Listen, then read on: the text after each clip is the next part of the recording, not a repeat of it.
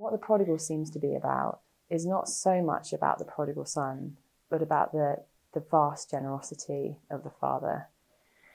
And there we see a father who generously gives, who divides his inheritance between the two sons, and actually lets his son leave, even though essentially his son is saying to him, I wish that you were dead, give me what I deserve now.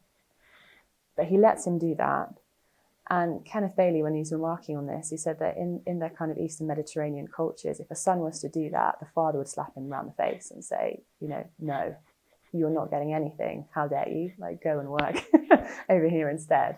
And yet this father lets him go, and he goes, and the father is always looking for him on the horizon, waiting for him to return.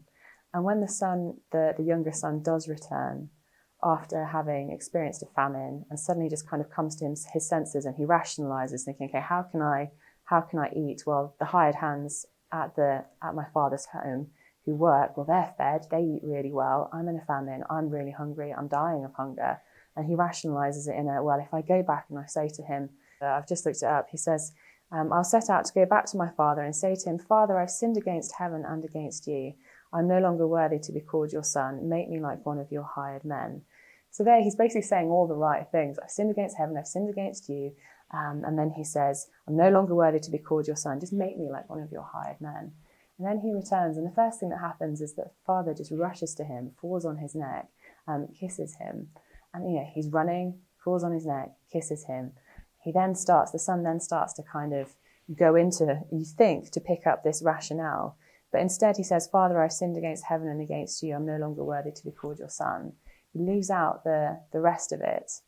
And the first thing the father does is he says, quick, bring the best robe, put a ring on his finger. And here it's not actually so much about the prodigal coming to his senses. It's more about the father's lavish love. It's all about him. So even the banquet is about the father kind of generously displaying how great his love is, for his son, which is what the older son does not get. It's not actually about the younger son. It's about the father demonstrating his goodness. Whereas again, Eastern Mediterranean kind of cultures, if you have your son kind of returning, saying, I've done this, restore me. Again, there are particular kind of ceremonies that would have taken place to kind of cut that son off from the community, to prevent him actually from returning home and seeking any work within that area. But instead, the father just says, you're home. And to the older son, he once was dead, now he's alive. This is, it's just so beautiful. So I think this, when we're thinking about homecoming, this parable in particular is showing us that we're always welcome.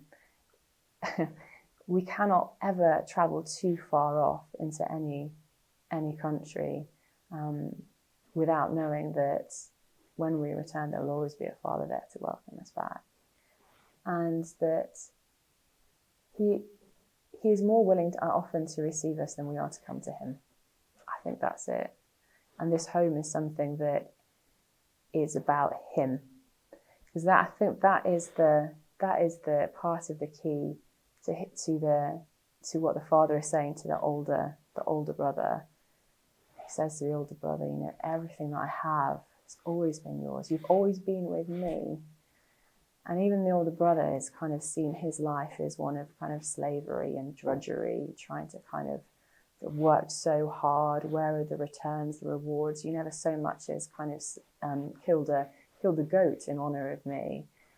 Everything I have, you've always been with me. And even the older son doesn't get that. It's about the father. It's being with the father. And so often we put gifts above the gift giver. And so home really is where, again, there's a father who knows you better than you know yourself, and yet loves you to the skies.